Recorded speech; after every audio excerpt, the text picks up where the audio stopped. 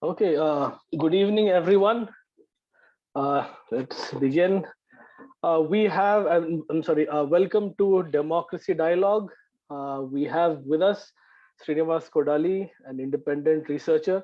But before I continue, could you give me a hands up if you can hear me well? Great. Okay.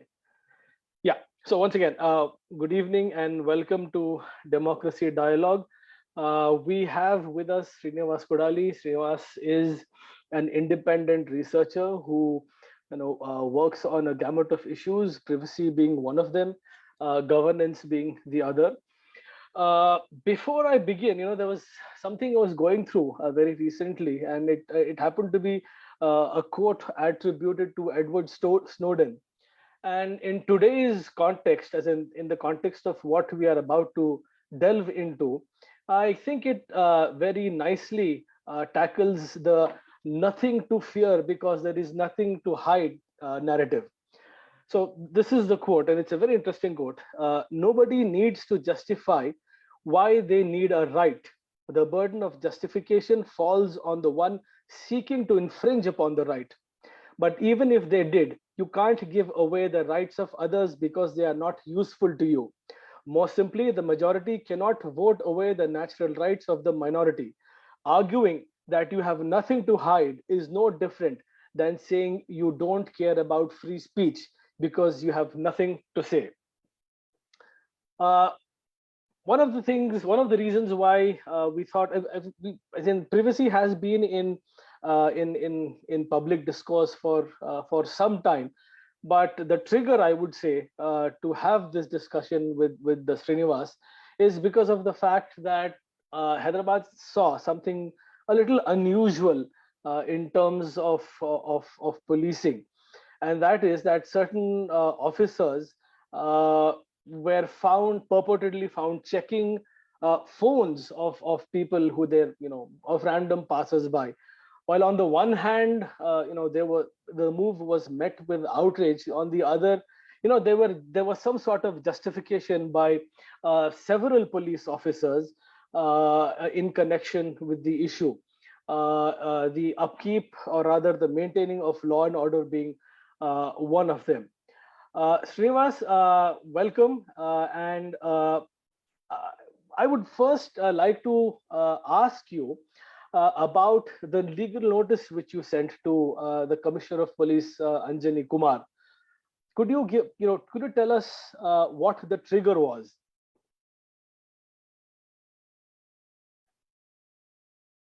You're muted. Unmute करिए. Please unmute yourself.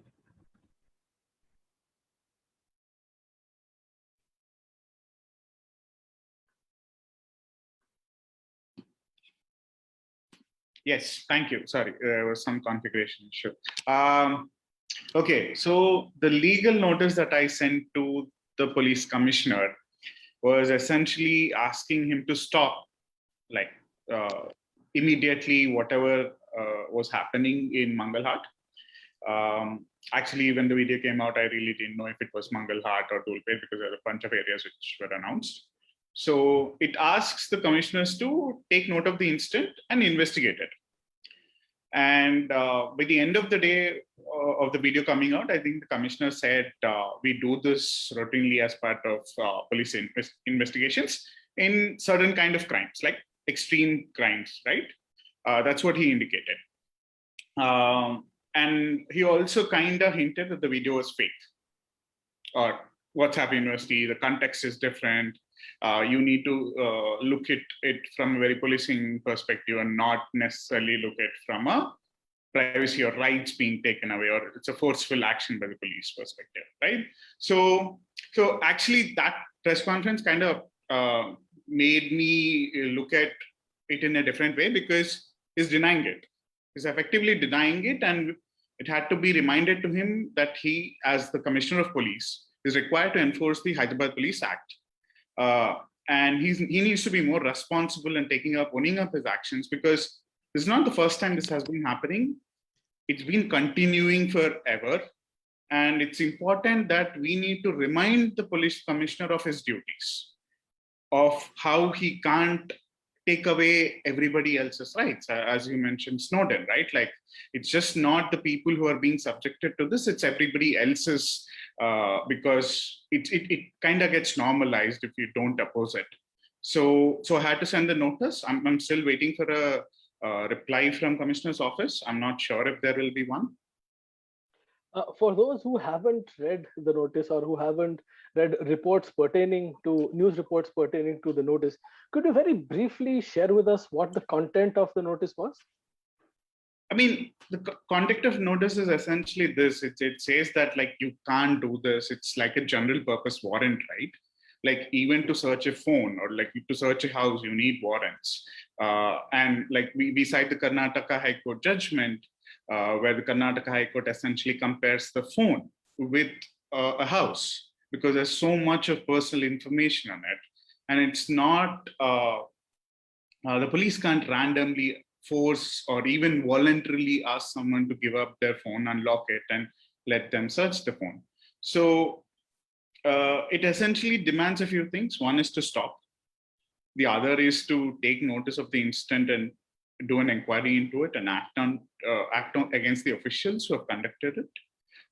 And it also asks whether the commissioner's office has instructed this, right? Like, whether these people have done the police, I don't know if there was an SI or constables who have done this of checking WhatsApp searches, have done this under the instructions from commissioner office, or have they done this on their own?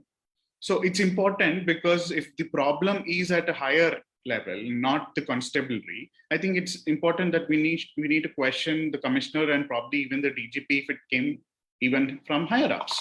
Like, we really don't know. Like, we know that it happened in the context of eradicating ganja and the problem of drugs. So and we know that the chief minister's office, the chief minister has announced a war on drugs, right? Like, so in some essence, the police are now behaving like military. Like, they will do whatever they can to essentially win in the war. I see. There were reports that it was the excise department which went ahead with these with the move. Now, let me ask you another question. This is in connection with what with the justification of such acts by relevant security agencies. The argument is that when there is a reasonable doubt that an illegal activity is being carried out somewhere, then there is reasonable grounds for the officer in question to go ahead with such moves. How do you tackle that? How do you deal with that? I think the police in India generally do have a lot of powers, right? Like, especially when you look at the kind of powers they get under UFEA and all sorts of other laws like sedition, all the colonial laws. But they are very contextual, right? Like, what we are seeing is that if you question the government, you're a student, you get UFEA. But in the similar way, the police can't simply apply these rules under CRPC or IPC to check houses or to check phones. Like, the Evidence Act has a section 65B of the Evidence Act allows people to, like, the police to actually gather electronic evidence. But to do that, you need to essentially declare all the electronic evidence that's being carried out. You need to make a panchnama. There is a procedure for it, right? And even in case of entering a house or checking phones, all of it, there are due processes at play. There are manuals, there are policing manuals on how to conduct a certain investigation. But the kind of stuff that the Hyderabad police is doing is actually excessive policing.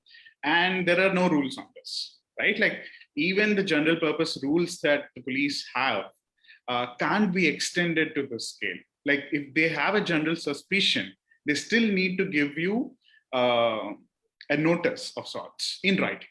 They can't barge into your house. They still need magistrate permissions. They need warrants, right? Like, warrants is something that we developed over years, right? It's not like suddenly they have come up. These practices have come up and they have been standardized. What you're witnessing now is, with disruptions in technology, the police are being forced to evolve their practices, but that's been happening without laws. And that's the whole fight people are fighting about right to privacy and how there needs to be laws which limit the extent the police or the government can do surveillance and all of these policing practices. I see. In connection with that, I believe it was, I think in 2013 or 14, I apologize if I am getting the year wrong, that the High Court did not entertain a plea by a petitioner who wanted restrictions on, say, for example, coordinate search operations. If I'm not wrong, again, the police asked the petitioner to approach the police. So how would you see that? Because it appears to me that there is some ground. Otherwise, the High Court would have done something about it for such moves by the police. That is. So I want to give a brief context to coordinate searches and why all of this is happening, right? Like we know WhatsApp searches are not new, right? Like these kind of searches are not new in Hyderabad, because in 2019 we have seen facial recognition searches where police used to come, stop you, take your photo, and use facial recognition. 2015 May, they were doing fingerprint recognition, which also kind of came out coordinate searches. So coordinate searches, if you go back and look, these are fairly new form of policing practices that the Hyderabad police has been using, at least in Hyderabad, right? The oldest that we see in Hyderabad is in 2013, but it kind of got normalized when Ivanka Trump and Modi visited Hyderabad in 2016, when they came to Falaknuma Palace, and you see that the cops in Hyderabad, and especially in Falaknuma and around areas, were like going door to door, trying to identify who are the people who are living there, asking for identification. But by the time Modi actually visits Hyderabad, you see that Hyderabad police has kind of normalized coordinate searches to go collect information from different people living in, mostly in low-income neighborhoods. The reason I say low-income neighborhoods is it happened in Old City. It also happens in non-Muslim areas like slums, other parts of slums, including Banjara Hills and Jubilee Hills, but not in the posh areas, but mostly in the slums around it. So, when one looks back into the history of coordinate searches, like I could trace right after Bombay attacks, like in United AP, the Vizag police were going door to door to check for Bangladeshis in the neighborhood, right? Like 2 days after the attack. Whenever there is a serious internal security incident, the police across India does routine checks.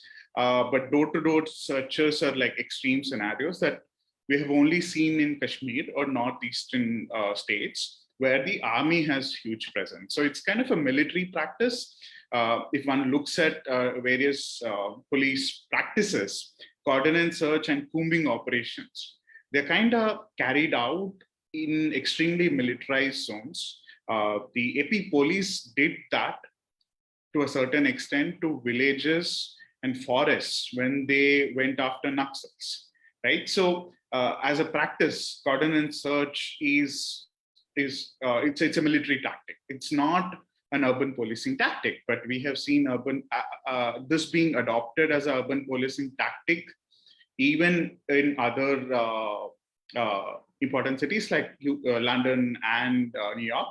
But it's only done in certain scenarios when they actually have a gunman, when you call in SWAT, where you have to cordon off the area so that you don't want the gunman to leave the area of crime, and you're waiting for the SWAT to arrive in, right? Like, because your basic police officials do not have the kind of weaponry that your special police divisions have. Like Hyderabad has its own SWAT, Octopus. It's called Octopus, which kind of came after the 2007 twin blast in Hyderabad. So coming back to the point of cordon searches and how they have been doing this, when people went and approached the High Court, like there was this one guy, I think his name was Dhananjay Gopal or something, in 2015, when they kind of started doing coordinate searches, they were doing it at midnights, between 2 a.m. to 4 a.m., early morning or late in the night. and one of these persons who was affected by the coordinate search because it was being carried out very late in the night, approached the High Court, but he filed a PIL, and he directly approached the High Court. He did not file a complaint with the commissioner or with the police officials who were doing it. So from a very procedural point of view, the High Court said, like, look, you should go talk to the commissioner first. You can't randomly bring PILs to the High Court. He didn't even file a writ petition. In case it was a writ petition because he was a directly affected party, I think the court would have entertained him. Because of the way the petition was hurried to the court and the way he approached the court dismissed his petition because of all these procedural issues. The court really did not look into the aspects of whether the coordinate search itself is legal or whether it can be applied in urban scenarios and to what extent it can be done. And from a very legality point of view, the police actually needs warrants to enter houses, right? But what they do, what the Hyderabad police in particular does during coordinate searches is they don't enter your house. They stand outside your house and they call you out. They call you out. They call everyone in the house out. And sometimes there are videos where they're asking the person to open up the curtain, like if the house has a curtain, so that the cop can get a peek into the house. He'll peek into the house, but he won't enter it. But now that has kind of changed. The kind of videos that we are witnessing in the names of drug searches, we do see police entering kitchens, shops where they are looking into every container, hoping that they could find some stored away drug, right? So in shops, kirana shops, if they're even stashing basic paracetamols or basic pharmaceuticals, they're looking into all of this. And also there are issues of licenses and trade practices. Part of coordinate searches, if you kind of look at what the cops do part of coordinate search, they collect information. Who are the people living there? Their Aadhaar numbers. Then they check the vehicle details. If there is a vehicle in the house, they ask you for the license RC. And if there is any sort of economic activity happening in the house, अगर आप अचार बना रहे या कुछ भी, like if you're making something to go sell, पापड़ बना रहे, so you need trade licenses to do all of this, FSSAI license, especially when you make food items. Because they don't have that, they're seizing it. And in case of bikes, if there is even a basic challan, they're seizing it. Agar original RC nahi hai, they're seizing it. They're essentially doing all of this by claiming it's a legitimate exercise. And when you compare this with the whole right to privacy judgment that the Supreme Court gave it, for the police to conduct any sort of searches, when you look at, they're not entering your house, but a search is essentially affecting your life because you are being questioned. There is a property loss. You don't know how it could be affecting, at least when the cops are picking into your houses. It's affecting your dignity. The privacy is all about that, right? So to compare that, if you compare privacy, the judgment and these practices, the cops need a legitimate aim to do this. If you look at the proportionality test that is laid out in the right to privacy judgment, you need a legitimate aim. B, you need a law to do it. 3, the law need to recommend the least intrusive way to do this. Okay, so there is no law to do this. The CRPC section that the cops cite to do this is only, it can only be done after magistrate issues warrants. We really don't know if warrants are being issued. Like I think Masood Bhai filed a couple of RTIs asking for coordinate searches under what orders it's happening and the warrants, where the warrants are being issued. We are being denied that information, saying all the information related to coordinate search can't be supplied. So everything about that exercise is secret.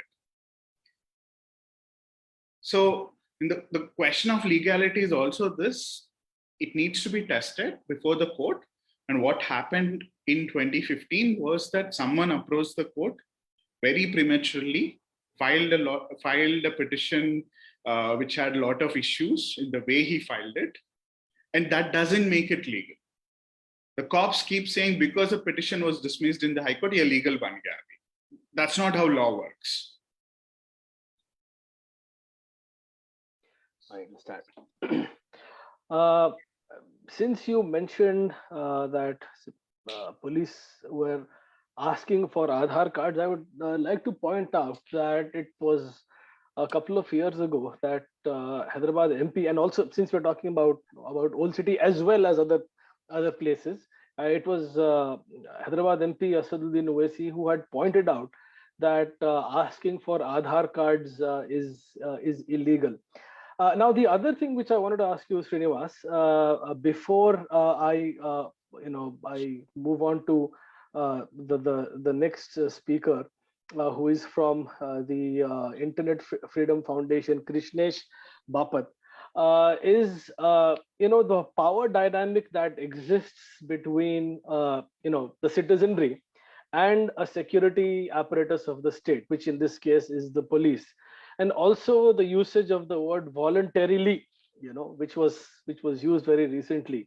How do you think, as it voluntarily, giving their phones to be checked, so how does that work? How do you define voluntarily, or in this context? How do you see that?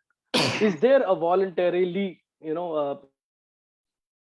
So, because you did mention a Aadhaar and voluntary, right? This idea of voluntarily giving up your rights kind of was something which was heavily debated in the Aadhaar case, right? It's a very modern thing. When I say modern, it's quite recent. And it also comes right after Bombay attacks. And Bombay attacks is important because when you look at Aadhaar, when you look at the searches, all of these are happening from a very internal security threats, which kind of the police and the MHA woke up to after Bombay attacks. And they suddenly said, look, we need to issue ID cards to everyone. We need to do national population register. We really want to know who are the people who are living in this country. And we need to uniquely identify them, right? Except you have Mr. Nilekani coming in and doing his own things of data and all of this. But the political interest of the Indian state was mostly about trying to identify people, and from a very policing perspective. So when they come collect your information, part of cordon searches, what the Hyderabad police is doing is they're also building a what they call the integrated information hub, a 360-degree profile database of everybody in the city. And so what happens is when they come do cordon searches, they're essentially trying to identify if there are people who have newly moved into that area, especially when you look at Bastis and Old City. They're trying to, even in Old City, they'll go and look into especially low income area where people stay on rent in particular. So they go try to get their Aadhaar details, essentially to go cross-check if the guy has any criminal past. And they've been doing crime mapping, especially in particular in these neighborhoods. And after they collect this information, and they also check their background. So if some of these people are actually refugees who have come from other nations, it did happen because back in 2020 or 2019, the tweet that you mentioned of Mr. Owaisi, 2019 May, Hyderabad police and Telangana police sent like a list of 172 individuals' Aadhaar numbers to UIDAI, telling them that these people are not Indian citizens. You have to take away their Aadhaar according to the Supreme Court judgment, which says that Aadhaar can't be given to immigrants. So all the data that they're collecting is being used in the background in a certain way, which looks into this whole aspects of citizenship. And which is what the whole issue of NPR, NRC is all about. And when this happened, I think Mr. Owaisi questioned both UIDI and Hyderabad police, how are they collecting personal details, especially Aadhaar, during cordon searches? Like under what law can you just stop people randomly and collect this information? Like the police can check your identity details, they can even verify it and then leave you. I don't think they have the powers to build a general purpose 360-degree profiling database where everybody's data is being gathered. And the aspect of this voluntary, going back to the issue of voluntary and mandatory, where people are choosing to give all of this voluntary, there's no harm in doing this. This is all people-friendly policing, right? So I think we must understand this is not people-friendly policing, this is big boss policing. And when I say big boss policing, back in 2018 or so, Hyderabad police put these huge posters across Hyderabad saying, under every camera saying big boss is watching you. And the idea of big boss policing is this: the police is always watching you, using cameras, using facial recognition, fingerprints, collecting your data. And they're building this huge command and control center, which is essentially a huge data center. Like 24 floors ka or 16 floors ka tower ban raha hai, which they want to put just data with, which they want to use it as a data center where they want to continue to collect data and store it.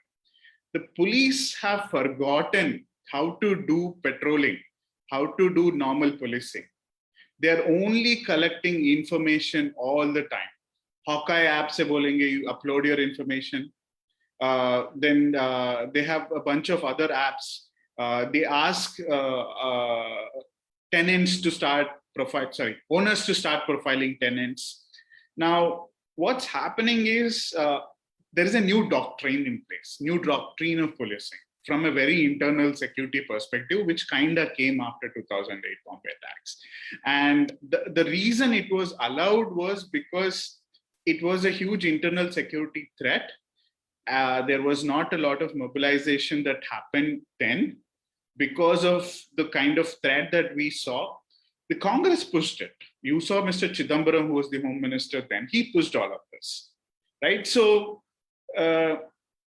this whole idea of voluntary giving up rights was made up saying for the greater national security good, for everybody else's good, some of you should give up your rights. And that's not okay, because from Hyderabad, from Old City, from I think the first incident that happened was in Hyderabad, actually, 2013 May.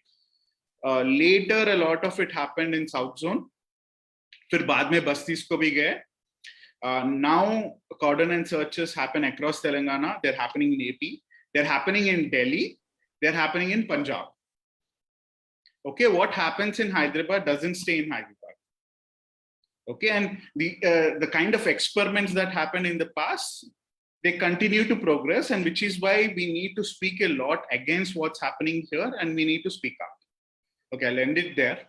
Srinivas, before we move to Krishnesh, and my apologies, Krishnesh, because I said that this would be the last question to Srinivas from my side before we move to you, before we invite you to speak. And that is, I've come across quite a few people, not quite a few, but some people who are actually happy with cordon and searches. And the reason for that is that they said it provides them with a sense of security.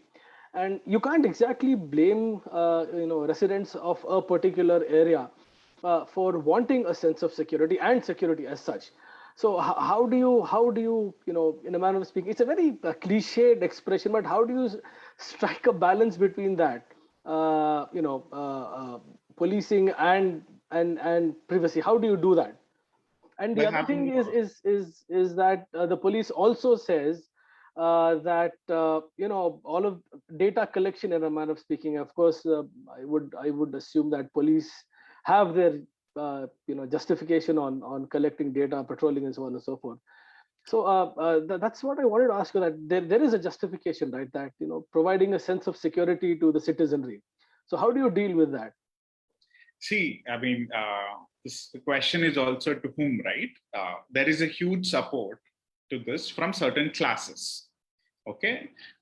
Because you're not policing the rich, the super rich. You're policing mostly the poor. It's only the rights of the poor that are being affected. But the way it happened, the way it's progressing, it's no more about the poor. I think the rich also realize this, especially the middle classes, that it's going to come to them, and the way it happened in Hyderabad. Like, there were a bunch of tweets throughout these years. I've been seeing a lot of people, students, saying Cops have collected my photos. Cops have asked me to stop to get my fingerprints. They've been doing this part of the Chaputra rights, all of that, right? So the question is, nobody is saying no to policing. I'm not asking you to shut down the police department. Okay, there's a difference. What I'm asking is accountability on the police department, right? So these practices cannot be allowed until you actually have a law. There are manuals on how it needs to be done. And I will clearly say the cordon and search practice itself is illegal in an urban environment. It's a military tactic. It cannot be used. Okay, you can do patrolling, do more patrolling, put cops on the street. Okay, hire more cops, but you can't push things randomly. You can't experiment. All of these are experiment. Facial recognition, fingerprint searches. काम कर रहे कि नहीं कर रहे पता नहीं है. You really don't know. You just hear the cops saying that, okay, crime in Hyderabad is very less compared to New York. But New York police has accountability measures. कहाँ पे हैं आपके accountability measures? So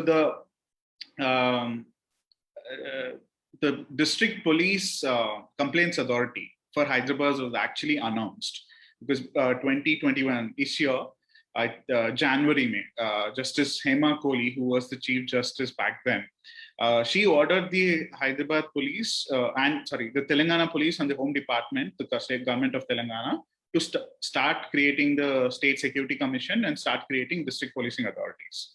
So according to that, they announced it, but the terms and references of the committee on what the district police complaints authority will do are not yet formed. Right now, these things are happening. The people who have complaints on the police, and they really don't know what to do about them. Right? So I think it's important that we have this debate on what is safety and to whom, right? You can't do random things without the right set of safeguards in place, which ensures that a normal person is not being harassed. Okay. And I will stick to my stance on saying the cordon of searches need to go away. They can do patrolling. They should do patrolling. I'm not saying drugs should exist or alcohol should exist or crime should exist, but there is a way to do this. For 6 years, you've been doing this, 2015, 16, say, jab Ivanka Trump aayi, tab se. Did suddenly drugs come in these areas? How did you miss for 6 years when you were doing these searches? So that only says these searches are ineffective. Thank you, Srinivas, for that. I would now like to invite Krishnesh. Krishnesh is a lawyer working with the Internet Freedom Foundation in the sphere of digital rights and privacy in India. Hi, Krishnesh, over to you.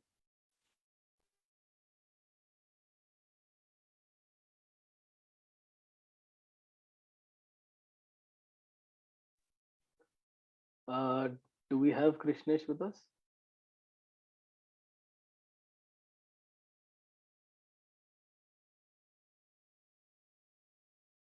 Okay, he's unable to mute. Masood sahab, आप unmute कीजिए, please. Krishnesh, he's unable to unmute himself. Hi. Thank you so much. Thank you so much for having me. Wonderful conversation proceeded before I began. I just wanted to highlight a few things, but before that, apologies for the lack of the video. I'm facing network difficulties. But I absolutely agree with everything which Srinivas has pointed out. Cordon and searches are something which is not at all permissible under Indian law, at least as it stands right now. But before I delve into the specific provisions, I want to point out that the larger principle of criminal law is that we want to ensure that police, which has been conferred a lot of power, do not misuse the power they have. So to that effect, we have Article 23 of the Constitution, which says that no one can be compelled to testify against themselves. This provision is there because police do not put someone in prison or in their custody, beat them up and take out a confession. That confession will not have any bearing in court of law. Similarly, we have Article 22, which says that if police is going to arrest someone, then they have to inform the grounds of the arrest. Similarly, we have had case laws developed over the years, which also guarantee legal representation to everyone. The purpose behind all of these laws is to ensure that police do not abuse their power. Now, coordinate searches, something like what happened in Hyderabad or is happening in Hyderabad, in fact, flies against that principle entirely. It also goes against specific provisions of Code of Criminal Procedure. Broadly, in my understanding, there are three ways in which, under CRPC, through which the police can check your phone. One is obviously providing a notice under Section 91, where a notice is given by the police or by the magistrate, which asks you to voluntarily come and disclose the information they've asked for. You can obviously contest that notice. The other is a search warrant under 93, which is obviously issued by a judicial body and is only issued in circumstances which would justify such an intrusion. And the last is Section 165 of CRPC, which does confer a general power of search to the police, but it has two preconditions. One is that the police can only use such power when there is when the search cannot be conducted without undue delay, and two, police has to write the reasons why they are conducting the search, which clearly is something which hasn't happened in Hyderabad, because the manner in which they were conducting the searches was that they were standing on the street and questioning each and everyone who was just passing by, irrespective of whether they were suspicious of them or not. As Srinivas rightly pointed out, there must be a basis for it. It's not like suddenly there has been a rise in crime, or they feel that a particular or they feel that a crime has been committed in that area and they want to catch someone in particular. In any case, such large intrusion wouldn't have been justified. Now, these are the three provisions under CRPC where phone could be seized. Now, there is obviously Section 69 of the Information Technology Act, which would permit the government or the executive and therefore the investigative agencies to track to intercept conversations which take place on mobile devices.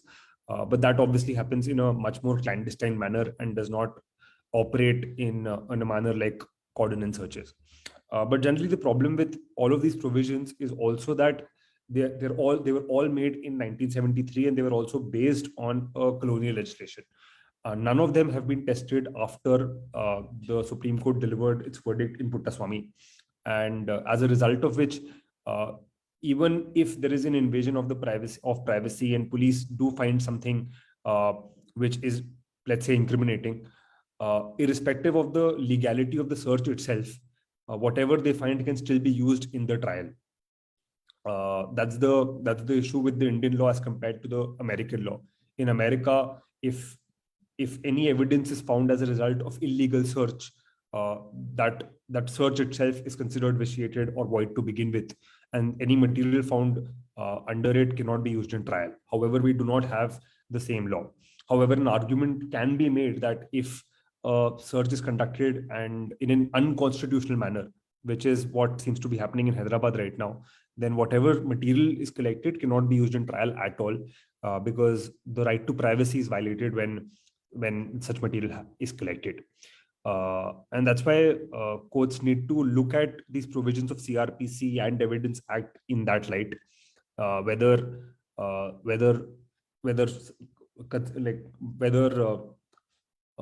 having such searches is even permissible under the law or not. These are the broad 3 points I wanted to make. One, that the broad purpose of criminal law is that we want to ensure police do not abuse that power. And two, even otherwise, under Indian law, none of the provisions permit coordinate searches. There are obviously provisions under Preventive Detention Act or specific legislations which do permit these things, but that it does not seem that that's what was happening in Hyderabad.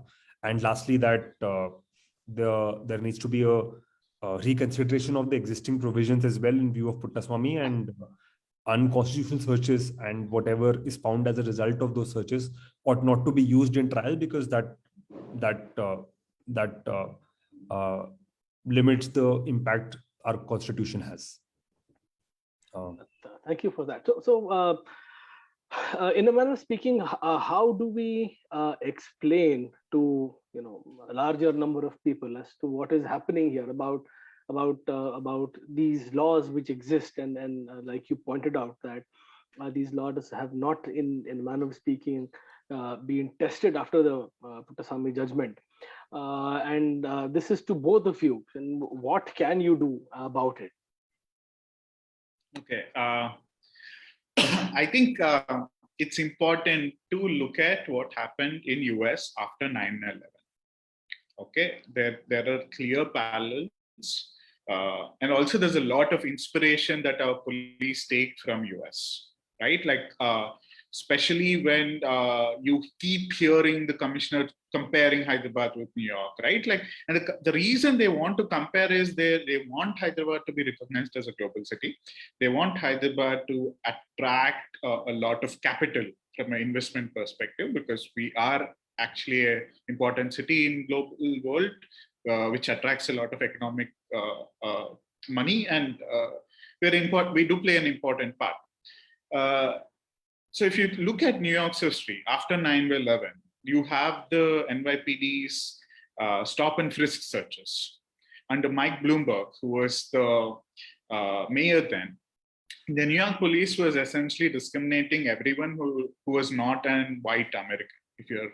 If you're remotely brown, black, Asian, you're not an American, they were stopping you, they were frisking you, and they were doing it in a certain way that it was sometimes they were harassing the population, right? Like especially immigrants.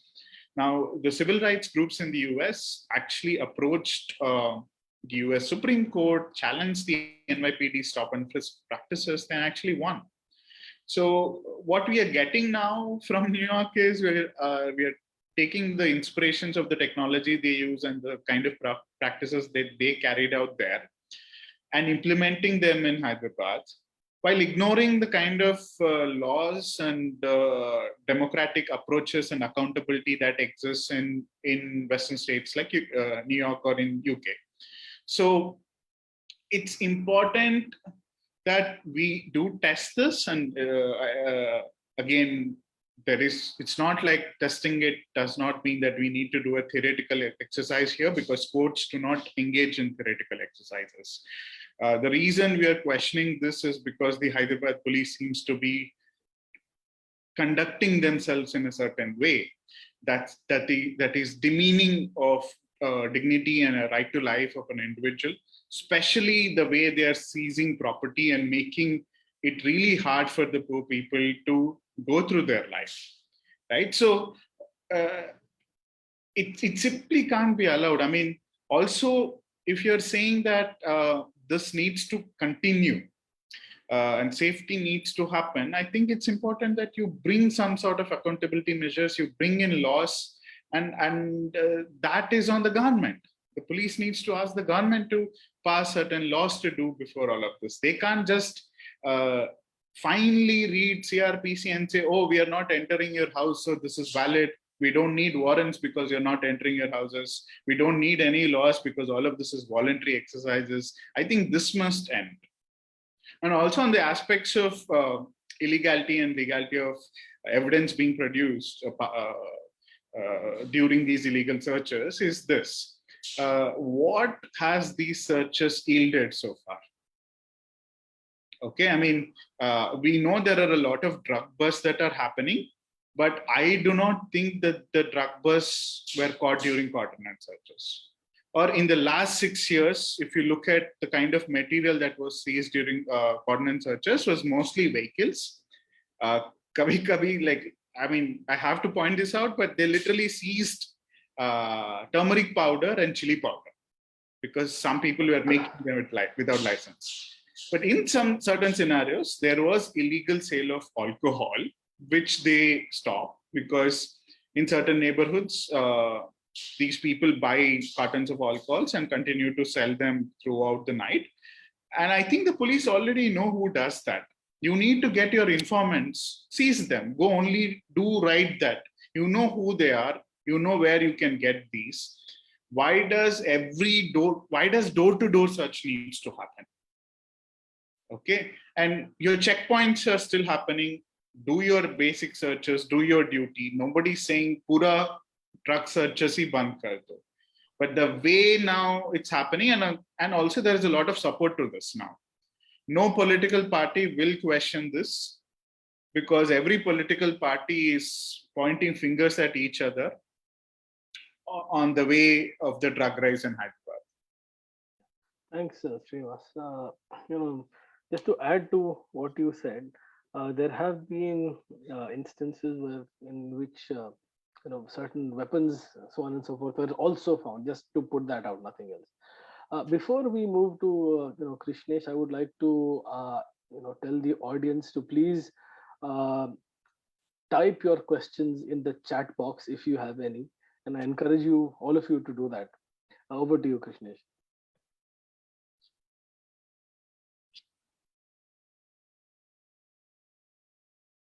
I think you have to unmute him. Yeah, again.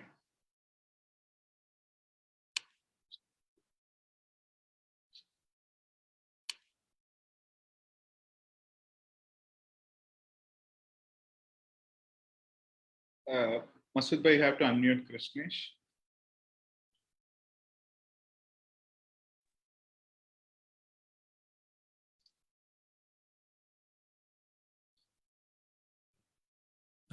Thank you, Basuji.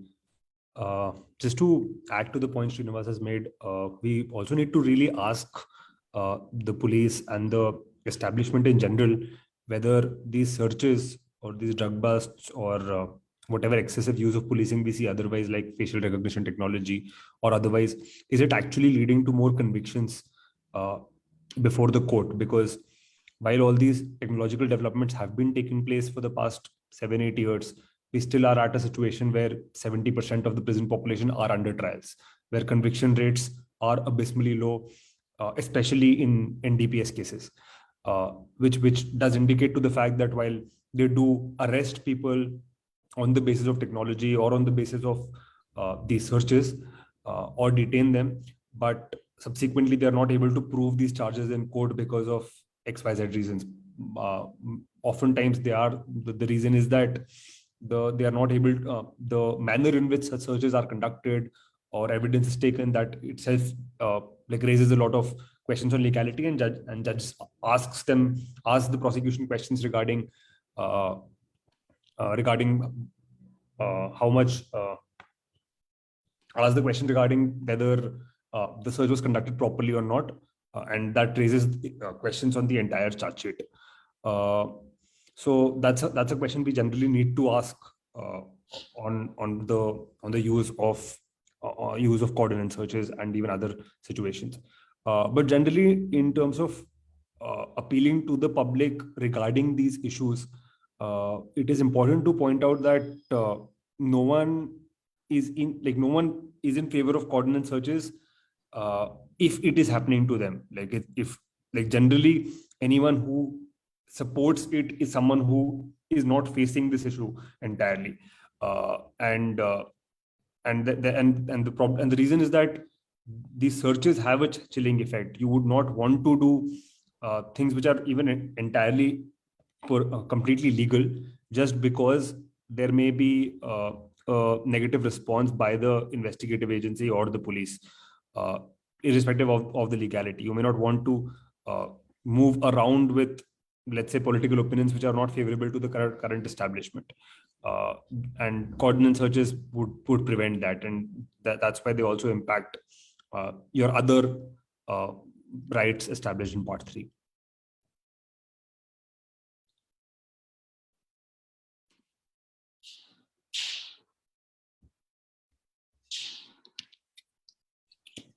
I think these are my 2 cents on this question.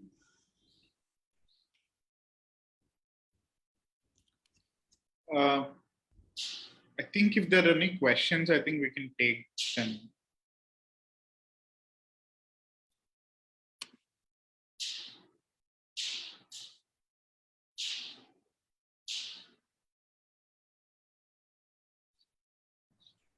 Yes, if anyone have a question, please unmute yourself and ask that. Thank you.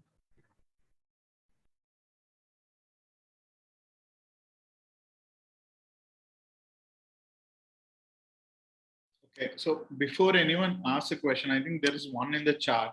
I wanted to check. I apologize. I got disconnected. I don't know what happened. अच्छा, जी, So, yeah. होता है. तो सवालात का सिलसिला शुरू Yes, करेंगे. yes, yes. So if पहला सवाल anybody has any there is question, in please chat box. do. Okay, there are a हाँ, few एक questions है. now. हाँ, और दूसरा जो है मिस्टर मिथुन का हैंड रेज हुआ है, तो you can ask. Mithun Musa.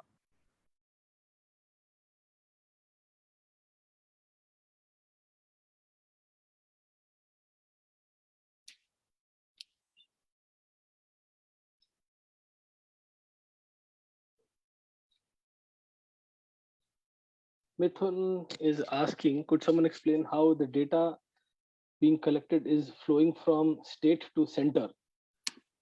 Okay, really important question. The police department is sharing it with the MHA, and it's just not the MHA, to every other police department. So Bombay attacks ke baad, again, I keep referring it to it because this doctrine kind of started then. There was lack of information sharing between various police departments because Gujarat police, Bombay police need to coordinate. There are instances where it may also involve Telangana police. Right now, all of the structures, they keep naming there's Bombay police, there's Telangana police, there's AP police, there's Orissa police and Karnataka police, all of them trying to figure their heads out. Kahan se drugs aa rahe hain. Sorry. So after Bombay attacks, what happened is they created something called crime and criminal networks and tracking systems, which is integrating every police internal IT systems with each other. So pure desh mein, every FIR that Telangana has, the MHA has access to, and so does Mumbai police or Gujarat police. Right? And it's just not that, ये fingerprint recognition or facial recognition systems जो बन रहे हैं, उसके pilots Hyderabad में हुए हैं, मगर these are national projects. Now you're getting the national facial recognition system.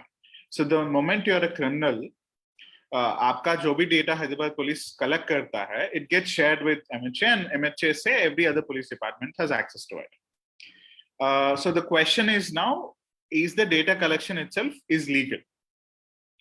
So when can the police collect information?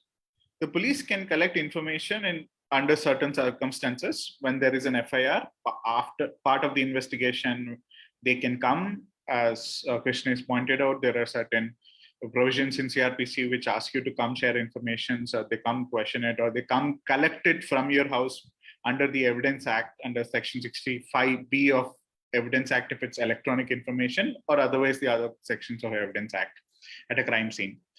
But yeah, general purpose information collection is not legal. They have permission to collect or search someone to identify if this someone was a known criminal.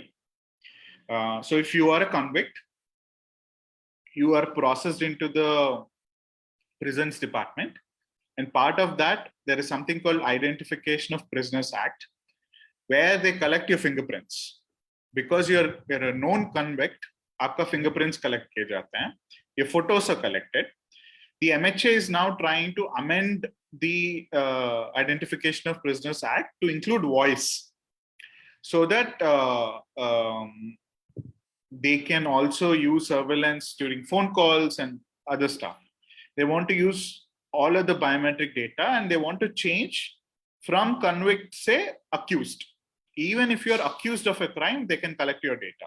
At this, presently, they can only collect your data when you're declared a convict by the court. But the moment they amend it to accused, they can do this. And the reason is also because of the experiments in Hyderabad, because Hyderabad mein jab wo kar rahe the, they were doing it to pretty much everyone, but their claim is that, oh, we have a legitimate aim. We are trying to identify criminals who have come to Hyderabad from other parts of the country. And when they check, when they collect fingerprints, when they collect photos of these people, they're actually not just checking it with the Telangana database, they're checking it with the MHA database. And in case of Aadhaar, I don't think Sara information ja raha hai, but especially when they have doubt on a certain set of people, they are investigating and then sharing the information to UIDAI, especially about asking UIDAI to deactivate Aadhaar numbers, etc. So on a lot of these aspects, there is excessive data sharing. This is also important because of centralization of powers. Policing is actually a state activity, but when it comes to internal security, they ignore all of this and they continue to share it with MHA. Like they can't say no to MHA. Thanks, Srinivas.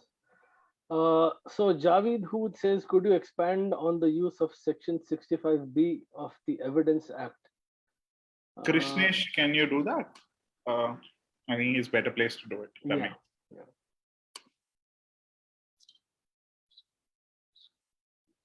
Masood sir, we'll have to unmute Krishnesh again. Hi, thank you, Masood. I'm so sorry that I would stay unmuted, but there may be disturbance from my end, so that's why I'm muting myself again and again. But generally on 65B, it's an important provision under the IT Act, and it's more procedural than it is substantive. Recently, the Supreme Court has held that a Section 65B certificate is necessary whenever you are producing any electronic evidence before the court. So that's where Section 65B is used. So for instance, if police is relying on WhatsApp chats and they are using it to draw a link to say that, let's say there's a conversation between person and X and person Y, that they're going to, person X is going to buy drugs from person Y. If they want to use it before the court of law, they have to accompany it with a Section 65B certificate. Now, the certificate basically says that the computer device, which is the mobile phone, was operating properly. The mobile phone was being used by the person, in this case, person X, on a regular basis. It was being used by that person at the time when the message was actually sent, and no one else was using that phone. So that's what this certificate broadly says. It is to the reason why this certificate is mandated by the court and also by the law is that it ensures that it testifies to the veracity of whatever statements the investigative agency is producing before the court. Now, obviously, the defense can raise questions over the record in any case. They can still say that this certificate, whatever is being said in this certificate is not valid. And that's the subject of the trial. But whenever electronic evidence is being produced, you have to accompany it with this certificate, which is mandatory in nature. I think like the reason why Section 65B is important, especially right now, is because recently we've seen too many instances of WhatsApp chats being leaked by investigative agencies to the media and media declaring guilt of the accused. Irrespective of, like, even without asking, like, what is the nature of the mobile device, whether the message was actually sent or not, whether is there any proof of tampering to that device. All these things which typically happen in a media trial where the person who is being accused has no right of a defense as such. And that's what would be different in a court of law, where the certificate has to be produced and can also be questioned by the other side. Thank you. Do we have any? So, I mean, to also add to the point, the issue of malware, right? Like the electronic evidence seized kiya jata hai, it can be tampered with. It can be easily, like you can place viruses and malware which will be running behind the phone, and you won't even know it when you get it back. So, and this is important because I think a lot of people whom I met from Kashmir have been complaining that the Indian Army collects phones of young Kashmiris to check them. We really don't know if they're trying to check if some of them have anonymous Twitter handles or social media handles where they're posting against the Indian Army, or if they're planting malware, right? Like all sorts of scenarios are possible, and which is why the issue of, the digital world is a very wild west space. Nation states never had control over it. Since the internet began, when it comes to encryption, people fought the United States government to ensure encryption was available to everyone in the world. Now the Indian government wants to break it. WhatsApp ko break karna hai. which is why there's a litigation in Supreme Court, which came from Madras High Court on breaking WhatsApp encryption or identifying people and what they're sending and all of that. So the powers of nation states are ideally limited in a democracy. But when your democracy tends to become authoritarian, those powers keep on extending. And yeah, especially when it comes to this issue of national security. Under national security, anything and everything is allowed. That's not how nation states or democracies should function. Okay.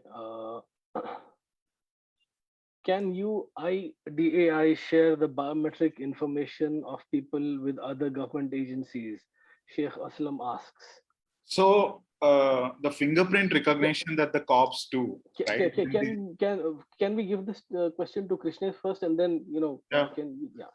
No, I think Srinivas is the expert on this. And Okay. Either way, then. my apologies in that case. So, I mean, there is a deep history to this. Like the MHA really wants everybody's biometrics. That's the reason they wanted NPR to be with the MHA. They didn't want the Aadhaar project. There was a huge fight between MHA and UIDAI because UIDAI was under the Planning Commission. So I think one of the police departments, it was the Goa police, which approached UIDAI saying, "Pure Goa ka biometrics de do hame. We have to investigate some dead body. A dead body which was found. We have to identify who that person was." And this went to the court. Obviously, the court said that UIDAI can't share any of the biometrics to anyone. This broke that relationship between UIDAI and NPR because there was an agreement in place which said all the biometrics will come to UIDAI first, where sabko deduplicate kiya jayega, and MHA will get a copy of it eventually. And the MHA still fights over it, that they will need access to UIDAI's biometrics data. But by law, under the Supreme Court orders, they're not supposed to share it. So what the MHA has essentially done now is they have built something called the automatic fingerprint recognition system, which again started in Hyderabad, experimented in Hyderabad. Now it's implemented across the country. So the MHA has its own database where they only have data about fingerprints of criminals. All the data that state fingerprint recognition, fingerprint bureaus. There's a central fingerprint bureau or her state fingerprint bureau hota hai, where part of crime scene forensics and stuff, they go collect fingerprints and stuff. All of that crime scene fingerprints are added to this database.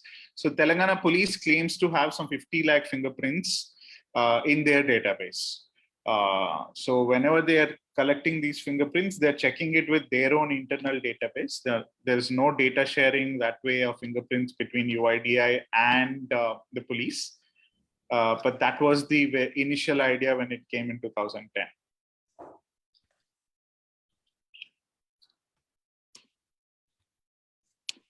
Thank you, Srinivas. Let's take a couple of more questions. Let me see. I don't see any more questions. Okay, can the mobile company store my biometrics taken at the time of SIM verification and use it for other purposes later? I think we have a judgment which has spoken about private companies. Would you like to take that question, Krishnesh? Yes. So there's a conversation on mandatory linkage of Aadhaar with mobile devices in the Puttaswamy 2 judgment, which is the Aadhaar judgment, and they said that this definitely cannot be mandated. But in terms of whether investigative agencies can share information whether mobile companies can share this information with investigative agencies, the problem is that in absence of a data protection law, this is a green field. So if they get a request, they do share it by the end of the day. They do not deny these requests, and it is a common practice pretty much. We are also the other issue along with it is that you also don't know whether any information has been shared or not, including call records. There's no way to find out otherwise. And this is a huge issue. On this specific issue of call records, there has been a lot of litigation in the USA where great judgments have been pronounced by the Supreme Court of USA, including, I think, US versus Carpenter, if I'm not wrong, which is the recent one, where they have said that you cannot ask for this like detailed call records of your users. You cannot do this roving or phishing inquiry. You need to be specific about the information you're asking for, and also ask for this information from the mobile company only after you have gotten permission from a magistrate. But I don't think that's the practice which is followed in India. A judge is not approached often to get this information. Investigative agencies directly contact these companies, and these companies more often than not just comply instead of getting into a tussle with the investigative agencies. Similarly, under like even apart from mobile companies, even other intermediaries such as Facebook, Google, Zoom, all of these companies which are based abroad, they're also known to comply with whatever directions investigative agencies provide them. In fact, under IT rules 2021, there is this particular provisions which mandates them to comply with whatever demands investigative agencies give, and if they do not comply, then they lose. Then they potentially lose the safe harbor and can also expose themselves to prosecution. So there are definite concerns there as well, and I think a resolution of this would require, in some ways, for mobile companies to take a stance and say that we are not going to violate privacy of our users. Thank you for that, Krishnesh. Now, I'm going to give Mithun mic access because he has a very interesting question to ask. Just 1 second, please.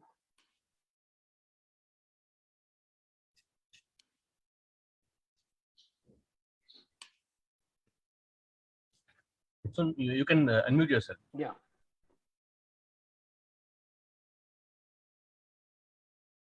Mithun Musa, you can unmute yourself. You guys can hear me? Yes. Yeah, loud and clear. Go ahead, Mithun.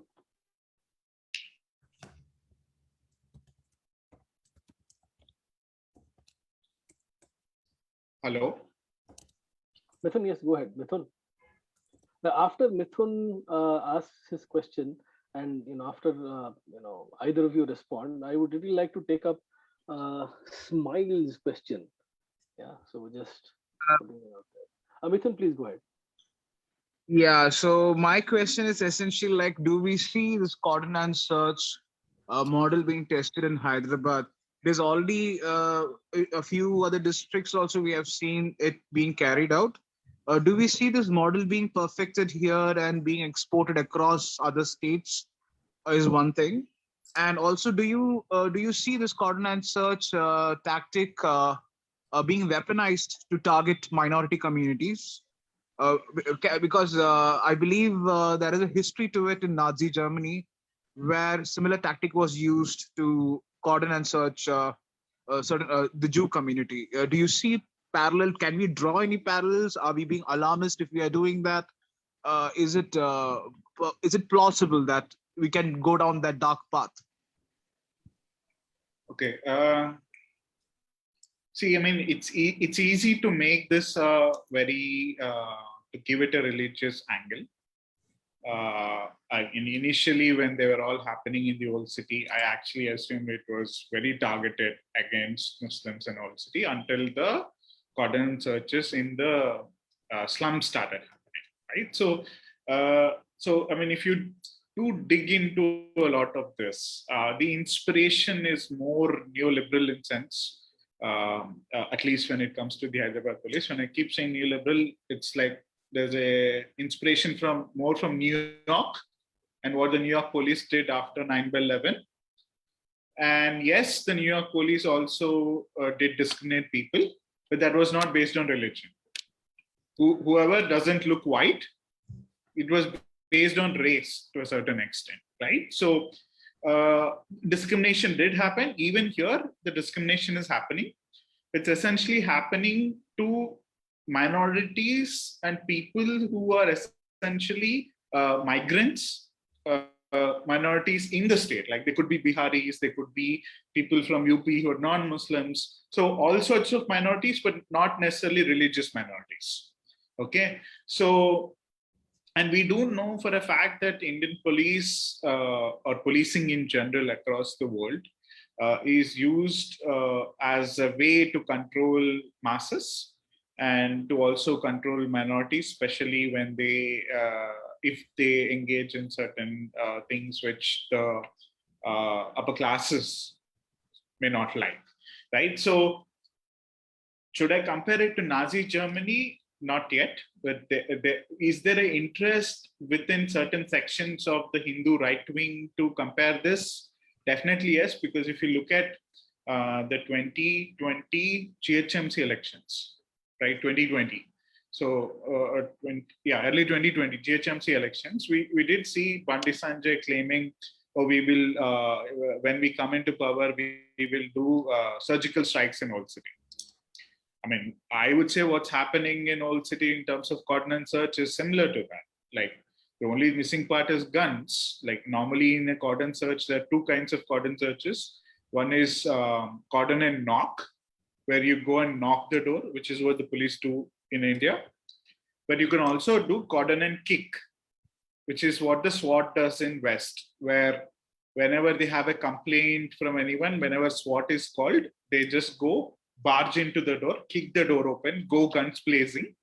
That's not happening in India. And again, the reason I'm comparing it to the West is because that's where the inspiration is being taken from. So on the aspects of all of this huge data collection and building registries, data registries and stuff, you need to look at what happens in Estonia. The reason I keep saying Estonia is also this, Aadhaar, digital ID, NPR, National Population Register, health registries, all of these have been built in Estonia, right? Like tax registries, health registries, all of them. Like Estonia is known as a digital republic. So when Mr. Nilikini pushed Aadhaar, the inspiration was actually from Estonia. It was mostly an economic inspiration that the capitalist class took. But when it comes to the state, when it comes to police, and when it comes to government of Telangana, which also has took inspiration from Estonia and built Samagra Vedika upon the data from Samagra Kutumba survey, which is what the Hyderabad police calls integrated information hub, the 360-degree profiling database. So in Estonia, cops have access to every resident's data. So because it's a digital country, all the data that the government has, the police has access to it. And the police can search anybody's details. Like they can go search Srinivas Kodali and all of my data comes up, except when they do that, I get a notification that the cops have done this. And I can go question the cops that, why have you searched my personal details? Was this connection to a particular case? What was the interest in my personal data? Right? So this is some sort of accountability that Estonia put in, because Estonia is inside European Union. They are required to comply with the European human rights framework. But we do not have such a human rights framework. We do not have any overarching principles except the fundamental right to privacy judgment that we won after a huge battle in the Supreme Court against Aadhaar, against NPR. All of these things were challenged part of the Puttaswamy judgments, including NPR. The Supreme Court did not act on it entirely, but all of these were challenged. So on the aspects of Nazi Germany, if BJP comes into power, can they misuse all of this policing databases?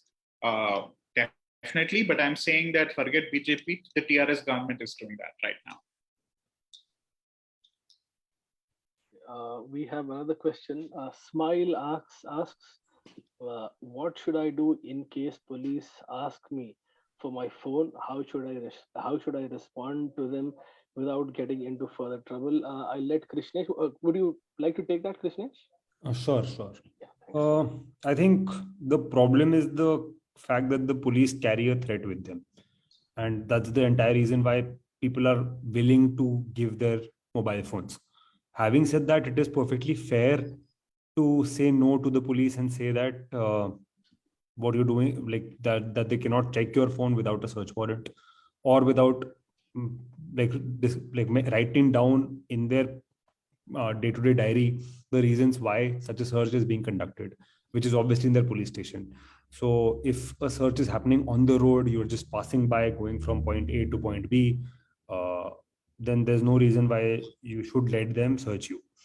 The problem is that then they may back it up with a threat of arrest by saying that you haven't complied with a direction given by a public authority. And in that case, I think like just a general knowledge of CRPC might throw them off. If you can just point out the provisions, 91, 93 CRPC are the ones which allow for search through warrants or through magistrate. 165 is the one which allows police to search generally. If you could just point them out and tell them that you don't have these things, it might make them believe that you it will show to them that you have an understanding of the law, and they may then like choose just to stay away instead of continuing with the illegality.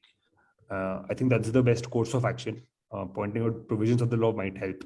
So just like after this talk, maybe just going back home and reading up these provisions is a good idea for everyone, I think, in this country at this point of time. Thanks, Krishnesh. The other thing which I wanted to ask you is that while knowledge of the CRPC is can prove to be very useful, and I asked this question to Srinivas also a while ago. There is that that power dynamic between the police and the citizenry, right? And it's in a manner of speaking a little unequal, right? Because the police wields a certain amount of authority, unlike the citizenry. So how do you deal with that? As in CRPC, a knowledge of that is absolutely fine. It's a good thing to have information about the CRPC, but a lot of people are, to be very honest, a little afraid of the police even to this very day. So how do you deal with that?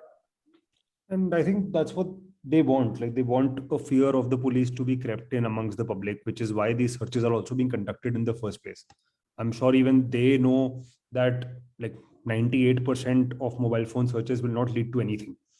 But yet they conduct this search because like just to creep in this fear, just to let people know that we can do this thing, and you be aware. So the problem is that like even the innocent, even people who have nothing to do with anything which is incriminating, are the ones who are put in fear, which goes against everything which our constitution talks of, where there is a presumption of evidence, where you are a presumption of innocence, where you cannot like disturb someone just because you want to convict some other person. These are things which are simply not permissible. But in terms of what can be done, definitely there's a power dynamics. When a search is being conducted like this, there are like 7 police officers, and most likely the person who's being checked is traveling alone or with just one other person. What that person can do, I think it's an unfortunate situation, to be very honest. Like having knowledge of CRPC is the best thing I can respond. Maybe if not that, like just like when you're in front of the police, if you're with someone, just make calls to your friends, tell them that this is happening, and try and avoid giving your phone, because this is something which is not legal at all. So you shouldn't be giving your phone in the first place. But the largest solution is obviously structural in nature. The problem with the police is that they do not have enough understanding of the law. Even when the directions from top to bottom may be legal in nature, the manner in which they are actually enforced is often entirely illegal. In Hyderabad's case, the direction in illegal direction is coming from the top, which makes situation worse, which gives them the power to do whatever they want, basically. But the kind of structural changes which are required are way too many. I think commissions after commissions have pointed out that police need to be trained better. But apart from just simply training, there also needs to be more representation amongst the police.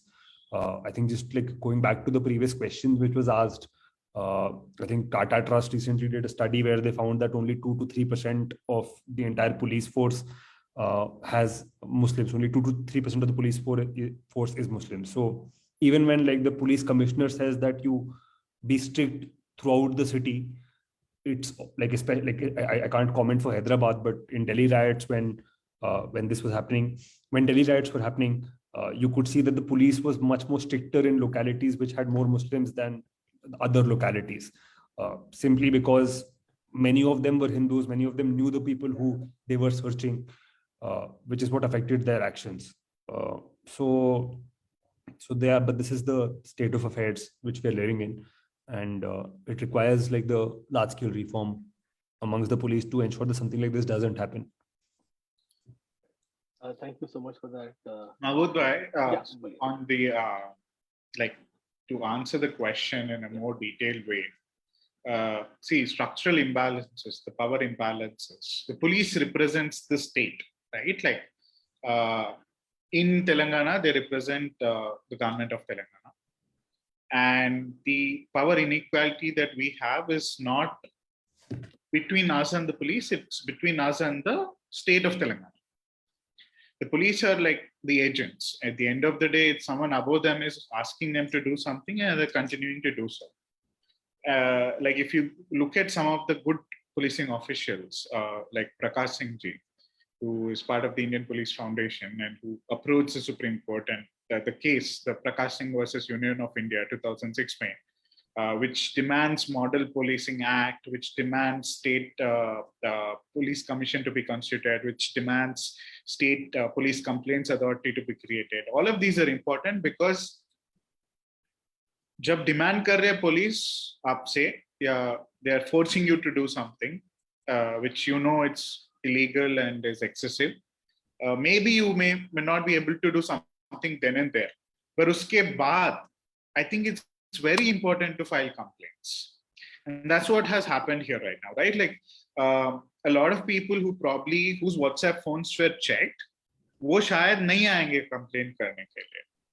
Right, so I had to send that legal notice asking them to stop it because this is a general purpose exercise where they were not targeting an individual, they were targeting everybody, which is pretty much everywhere in Hyderabad. So collective people coming collectively, people coming to question the police collectively, and also working with lawyers, right? Like I got help from the Internet Freedom Foundation to send the notice. Like, we need to get people to work with lawyers, to have them some legal aid to ensure they get all the help they can to even follow up on complaints. Harassment doesn't happen only during the search, but after the search too, if you go approach the courts or if you file a complaint, then you're still continue to harass. But I think it's really important for us to do this because if you look at AP's history in civil liberties, right, like especially in Hyderabad, the AP Civil Liberties Committee and the kind of things that were happening in AP in terms of human rights violations, people fought back. Citizen collectives came together, they fought back the police, they showed us how the police did all sorts of illegal things. And we even preventive detentions, we fought back on all of these. I think it's important to come together to question these because एक individual से नहीं होगा. It's not about one individual resisting the police.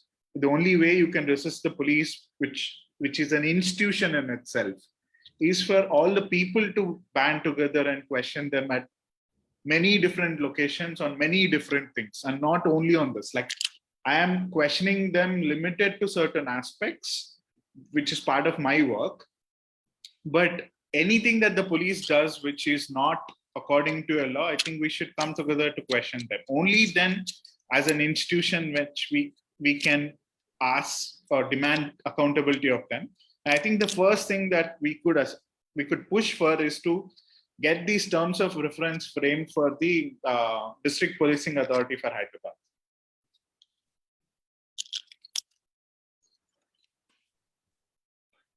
Thanks, Srinivas. Thank you so much. I don't think we have any other questions at the moment. So if that's the case, I think let's call it a day. I would like to thank both Srinivas and Krishnesh for explaining to us a lot of things that we were previously unaware of. Thank you, Democracy Dialogue, for having this wonderful, hosting this wonderful conversation with these two gentlemen. On behalf of Democracy Dialogue, I'm very much thankful to Srinivas Kodali, Krishnesh, and Syed Mohammed for giving your time and giving insight about this issue. I hope we can continue this kind of discussion in future as well. Thank you so much. Bye. Thank you. Bye-bye.